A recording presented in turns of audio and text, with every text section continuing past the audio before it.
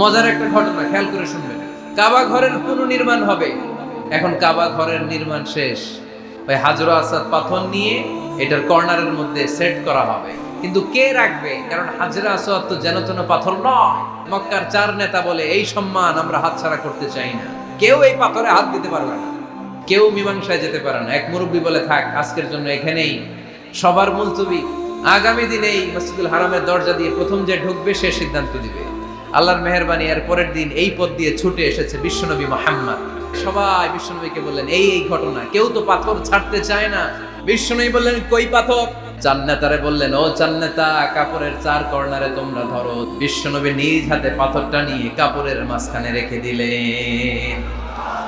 এবার বিশ্বনবী আগে আগে যায়, কাবার কাছে যে বিশ্বনবী আবার নিজ হাতে পাথরটা তুললেন, আবার নিজ হাতে কাবার ভেতরে রেখে দিলেন। পড়েন সুবহানাল্লাহ।